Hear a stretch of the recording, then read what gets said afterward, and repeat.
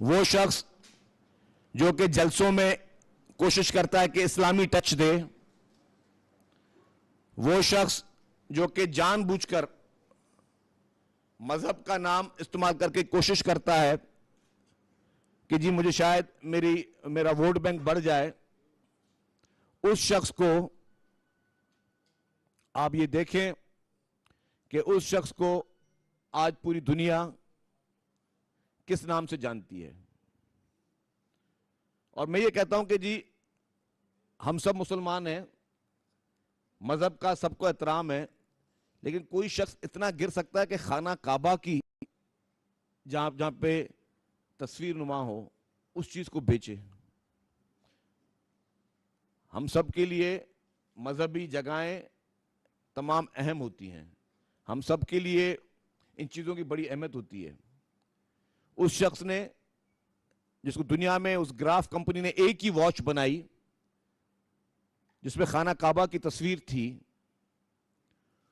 उस घड़ी को उसने बेचने के लिए पहले उनका एक पीटीआई के रहनुमा ने जिस यूएई की कंपनी से राब्ता किया कि आप उसको वेबसाइट पे इसकी मार्केटिंग करें, वो एक इटालियन शख्स था।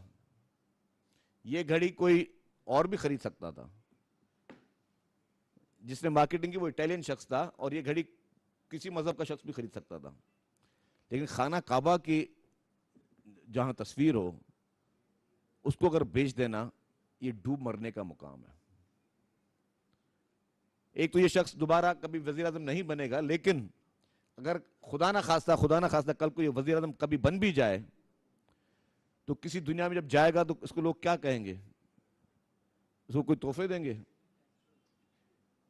या बोलेंगे यार तोहफे, जितने का तोहफा उसके 20% इसको या 30% इसको दे दो कैश, और बोलेंगे चाह भाई तू इसी में खुश रहे। मतलब ये इसने एक निहायत ही गिरी हुई हरकत की है। और तोशाखाना के कानून भी ये कहता है कि या तो आप वो तोशाखाना में रहने दें, 30,000 रुपए से कम की चीज है तो उसको आप फ्री में रख लें, और 30,000 से ऊपर की चीज है तो आप उसको सिर्फ इस शर्त पे ले सकते हैं कि उसको आप अपने इस्तेमाल में लाएंगे। ये नहीं कहते कि जी आप 20%, 30% या 50% देके आप दोबारा मार्केट में बेच देंगे। तोशाखाना के कवानीन की भी इसकी जो है की है। ये शख्स इस वक्त पाकिस्तान में बदनामी का बायस बन रहा है, और कल परसों भी मैं इसकी बातें सुन रहा था। हर चीज से यूटर्न, हर चीज से यूटर्न। इस वक्त पीटीआई के वर्कर बेचारे सोच रहे होंगे, मासूम लोग, मासूम वो नौजवान जिनको उसने हमेशा गलत बातें सिखाई हैं, कि हम किसके पीछे पड़े हुए हैं और उसकी किस बात पे यकीन करें। पहले इसने कहा कि जी मेरी हुकूमत गिरी वो बैरून मुल्क की साजिश थी, फिर आपने देख लिया कि साजिश से ये पीछे हट गया। फिर इसने कहा कि जी इदारे मेरी हुकूमत गिराने के पीछे थे। परसों के दिन अगर आप पीछे ना भी थे तो आप कम से कम लोगों को रोक तो सकते थे। भाई किस कानून के तहत तुम कह रहे हो? जब आप असेंबली के रुकन बनते हो, वफाकी वजीर बनते हो, सूबाई वजीर बनते हो, वजीर आजम बनते हो, तो आप एक ओथ उठाते हो। उस ओथ में आप कहते हो कि जी मैं आइन और कानून की पासदारी करूंगा। आपने किस कानून के तहत ये परसों जुमला कहा कि आप उनको रोक तो सकते थे? एक इलेक्टेड असेंबली मौजूद है, वहां पे मेजॉरिटी इस वक्त कुछ पार्टियों के पास है। उन पॉलिटिकल पार्टीज में अगर किसी को भी वजीर आजम बना दें, वो उनका आईनी हक है। आप किस तरह इदारों को कह रहे हो कि आप उनको रोक तो सकते थे? आप होते कौन हो ये कहने वाले? और किस कानून के तहत कह रहे हो आप? किस आइन की शिक के तहत आपने जुमला कहा? इस मुल्क की अदालतों को, इस मुल्क के कानून को मुतहरिक होना चाहिए। एक शख्स खुले आम इदारों को गैर आईनी, गैर कानूनी काम करने के लिए कह रहा है। एक शख्स खुले आम इदारों को फरमा रहा है कि आपको तो पता था, उनके सारे पेपर्स आपके पास पड़े हुए तो आप उनको रोकते। किस कानून के तहत आप कह रहे हो इमरान खान? ये जिससे पहले भी उसने आइन की धज्जियां उड़ाई, कानून की धज्जियां उड़ाई, जब असेंबली डिसॉल्व की वो भी गैर आईनी गैर कानूनी काम था, और अब भी ये जो बात इसने कही ये गैर आईनी और गैर कानूनी काम है। मैं अपील करता हूं चीफ जस्टिस सुप्रीम कोर्ट से और तमाम आला अदालतों से कि इसकी इस गैर आईनी बात का फिल फोर नोटिस लिया जाए, इसका सुओ मोटो नोटिस लेना चाहिए और उसको अदालत के कटहरे में बुलाना चाहिए, और इसके दिमाग में जो फतूर है, जो गैर आईनी काम ये मुसलसल करता हुआ आ रहा है, आइन की धज्जियां उड़ा रहा है, कानून की धज्जियां उड़ा रहा है, इस शख्स को कानून के दायरे में रहकर इसका वो एहतसाब होना चाहिए। मैं समझता हूं कि आर्टिकल 6 के तहत इसके खिलाफ कार्रवाई होनी चाहिए।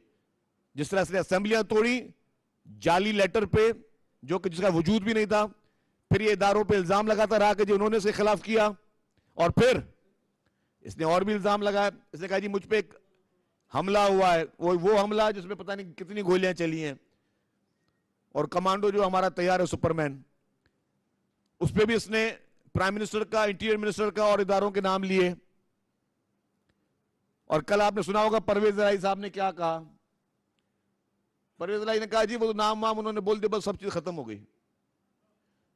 मतलब इसने कितना जहर उगलने की कोशिश की, पूरे मुल्क में एक गलत किस्म के झूठा प्रोपेगेंडा करने की कोशिश की, और मुल्क का आइन और कानून ये कहता है कि गलत इल्जाम किसी पे नहीं लगाना चाहिए, नहीं लगा सकते, झूठी बहतान आप नहीं लगा सकते। लेकिन ये शख्स मुसलसल तौर पे झूठ पर झूठ, झूठ पर झूठ, झूठ पर झूठ बोल रहा है। और ये इतना झूठा शख्स है कि पंजाब का वजीर आला इसका अपना सिलेक्ट किया हुआ है, और वो भी बोलता है कि ये झूठा शख्स है, जिसकी अपनी हुकूमत पंजाब में है। कल परसों भी किसी गैर मुल्की जरीदे को इंटरव्यू देख रहा था कि I have got my government in Punjab, it's my government over there. तो when your government is there and your chief minister he is disagree with your stance, वो समझता है कि तुम झूठ बोल रहे हो। एक दफा भी परवेज इलाही ने कहा कि जो एफआईआर के लिए 3 नाम दिए हैं वो बिल्कुल सही दिए हैं। एक दफा भी पंजाब के चीफ मिनिस्टर ने या किसी और जिम्मेदार आदमी ने कहा कि इमरान खान ने नाम सही दिए हैं। तो फिर आप प्रोपेगेंडा क्यों कर रहे हो लोगों के खिलाफ? फिर आप इदारों को मुतनाज़ा बनाने की क्यों कोशिश कर रहे हो? फिर आप गैर मुल्की जो हमारे जो दुश्मन मुमालिक हैं उनकी उंगलियों पे क्यों नाच रहे हो? उनके एजेंडा पे क्यों चल रहे हो? क्यों मुल्क में अनारकी फैलाने की कोशिश कर रहे हो? इमरान खान ने इस मुल्क को नाकाबिले तलाफी नुकसान पहुंचाया है, और यह बात मैं प्रूव कर सकता हूं। अगर इमरान खान ये झूठे लॉन्ग मार्च और ये ड्रामेबाजियां ना करता तो पूरे दुनिया की इस वक्त नजरें पाकिस्तान में उन सैलाब मुतासरीन के लिए होती। सैलाब मुतासरीन के नैरेटिव को उसने शदीद धचका पहुंचाया है। उन मासूम लोगों की जिनको इमदाद के लिए पूरी दुनिया इस वक्त यहां पे पाकिस्तान में आ रही थी, वो दुनिया का इसने रुख तब्दील कर दिया है। पाकिस्तान में से जो हालात पैदा किए, गैर मुल्की डोनर्स, मुमालिक के सरबराहान और इंडिपेंडेंट जो बड़ी एनजीओ थी, वो पाकिस्तान का रुख करने वाली थी। लेकिन जब पाकिस्तान के उन्होंने हालात देखे कि रोज मीडिया पे क्या चल रहा है कि यहाँ पे टायर जलाए जा रहे हैं, यहाँ पे सड़कें बंद हैं, यहाँ पे जीटी रोड्स बंद हैं, यहाँ पे मोटरवेज बंद हैं, तो लोगों ने अपने पूरे प्रोग्राम को हॉल्ट में डाल दिया है। लेकिन इस शख्स ने सिर्फ अपने जाती मुफाद के लिए इस कौम को संगीन किस्म की जो है वो नुकसानात से इसने दो चार किया है। आप देखें कि आज भी लोग इमदाद के लिए मौजूद बाहर बैठे हुए हैं, उन लोगों के घर गिरे हुए हैं। हुकूमत सिंध 20 लाख से ज्यादा लोगों के घर बना के दे रही है। इस वक्त हुकूमत अपने काम कर रही है, हुकूमती इदारे अपना काम कर रहे हैं। इसने जो भी चंदे लिए सैलाब के नाम पर, वो चंदे कहां गए? वो सारे लॉन्ग मार्च मोड़ गए। मैं अपील करता हूं एफआईए से, इंटीरियर मिनिस्ट्री से, मैं नैब के चेयरमैन से अपील करता हूं कि फौरी तौर पर जो फंड्स भी इमरान खान के पास जमा हुए थे उनका मुकम्मल तौर पर ऑडिट किया जाए कि वो पैसे कहां गए। आप ये सारे सिंध के बड़े सहाफी बैठे हुए हैं, आपने कितने पीटीआई के इमदादी कैंप देखे और कितने पीटीआई को इमदाद बांटते हुए देखा सिंध में? सबसे बड़े में बड़ी कैटास्ट्रॉफी सिंध में आई, कहां पे आपने इमदाद बांटते हुए देखी है? ये कैंसर हॉस्पिटल के चंदे खा जाए, ये स्कूलों के नाम पर चंदे खा जाए, ये फॉरेन फंडिंग में मुलविस हो, ये फॉरेन फंडिंग में मनी लॉन्ड्रिंग करता हुआ पकड़ा जाए, इसको इलेक्शन कमीशन कहे कि जिसने मनी लॉन्ड्रिंग की है, ये भारत से पैसे ले, ये इसराइल से पैसे ले, ये सैलाब जदगान के पैसे खा जाए, ये आइन की धज्जियां उड़ाए, ये कानून की धज्जियां उड़ाए। आखिर ऐसा क्या इस शख्स में रखा है कि इसको कोई भी मुल्क का कानून टच नहीं कर सकता? इसमें से कौन से सुरखाब के पर हैं कि बाकी लोगों के ऊपर तो छोटे छोटे झूठे इल्जामों पे भी लोग जेलों में चले जाते हैं, जिसपे चीजें प्रूव हो चुकी हैं, जिसपे साबित हो चुकी हैं कि यह शख्स हर किस्म के घिनौने जुर्म में मुलविस है, और उस शख्स को कोई टच नहीं कर सकता, कोई कानून टच नहीं कर सकता। और झूठ पे झूठ बोलता जाए, मुल्क के हर इदारे को मुतनाजा बनाए, ये हमारी अफवाज को मुतनाजा बनाए, हमारी अदालतों को मुतनाजा बनाए, ये हमारे इलेक्शन कमीशन को मुतनाजा बनाए, और उसको कोई शख्स टच नहीं कर सकता। और पैदाइशी झूठा शख्स जिसकी रग रग में सिर्फ झूठ और मक्कारी शामिल है, वो हमारे मुल्क में मुसल्लत है इस वक्त। वो झूठ पे झूठ फैलाता जा रहा है, नौजवान नस्ल को उसने आलूदा किया है, इसने सोशल मीडिया पे उसने पॉल्यूशन पैदा की है, इसने गालम गलोच का एक पूरा कल्चर इस मुल्क में नाफिज किया है। ऐसे शख्स को अगर इतनी रियायत दी जा रही है तो यह सवालिया निशान है। ऐसे शख्स को जो कि सुलूक हर मुजरिम के साथ होता है, वो इसके साथ सुलूक होना चाहिए, और ये मुजरिम साबित हो चुका है। फॉरेन फंडिंग केस में इलेक्शन कमीशन का जो डिसीजन है, बराए मेहरबानी उसको पढ़ ले, साबित हो चुका है कि इसने अपने अकाउंट छुपाए फॉरेन फंडिंग के। कौन अकाउंट छुपाता है?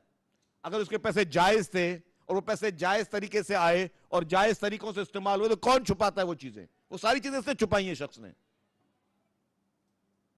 तो ऐसे शख्स को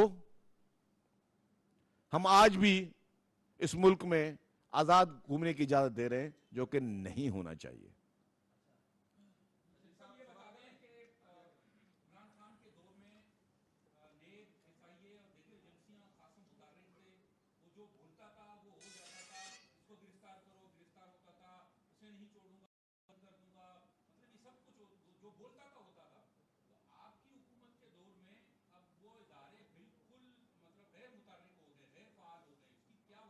वज़ीर इत्तलात सिंध शर्जील इनाम मेमन न्यूज़ कॉन्फ्रेंस कर रहे हैं। उन्होंने कहा कि एक शख्स मुल्क का नाम बदनाम कर रहा है। इमरान खान वोट बैंक बढ़ाने के लिए मजहब कार्ड का इस्तेमाल करता है। उन्होंने कहा कि इमरान खान ने तोहफे में मिली नायाब घड़ी को कोड़ियों के भाव बेच डाला। इमरान खान ने आइन और कानून की हमेशा धज्जियां उड़ाई हैं। इमरान खान का एहतसाब होना चाहिए। वज़ीर इत्तलात सिंध शर्जील इनाम मेमन इस वक्त कराची में न्यूज़ कॉन्फ्रेंस कर रहे हैं। इन इदारों ने पीटीआई के कहने पे, चाहे नैब हो या एफआईए हो या नारकोटिक्स फोर्स हो, इन्होंने मुखालफिन को चुन चुन के निशाना बनाया। इमरान खान के दौर में होता था कि जो भी शख्स मीडिया पे आके, टीवी पे आके इमरान खान को कुछ बड़ा बुला बोले, गवर्नमेंट को पॉलिसी के खिलाफ कर, दूसरे दिन वो उठ जाता था, या नैब उठाती थी, एफआई उठाती थी। सहाफियों के साथ इसने क्या किया? कितने सहाफियों की नौकरियां खा गया ये। लेकिन अब वो सारे एफआईए और नैब अभी भी इसको रियायत दे रही हैं, इसको बहुत रियायत मिल रही है, जो कि नहीं मिलनी चाहिए। इसके ऊपर केसेस साबित हो चुके हैं। पंजाब में जिस तरह ट्रांसफर पोस्टिंगें बिकती थी, जो इनकी फ्रंट लेडी थी बन्नी गाला की, जो उसने तबाही लेके आई इस मुल्क के लिए, वो आजाद घूम रही है बाहर। और उसको पता चला कि जी वो जब पाकिस्तान में आती थी तो भी कोई उस पर चेक एंड बैलेंस नहीं होता था, कि एयरपोर्ट पे इसको एंट्री स्टैंप नहीं लगती थी, जब पाकिस्तान से एयरपोर्ट से बाहर जाती थी तो उस पर एग्जिट स्टैंप नहीं लगती थी। उस वक्त एफआईए बाकायदा इसके साथ मुलविस थी। जो लोग ईसीएल में थे इमरान खान के साथ, इमरान खान वजीर आजम नहीं बने थे, में थे, वो भी उनके साथ उम्रे पे गए हैं। आप सबको वो चीजें याद होंगी। तो इमरान खान के लिए जैसे बादशाह सलामत था उस मुल्क का, और आज भी मैं समझता हूं जो उसका स्पेशल ट्रीटमेंट चल रही है, ये सवालिया निशान है। कि कब तक इस तरह के लोगों को हम जो है वो बख्शते रहेंगे।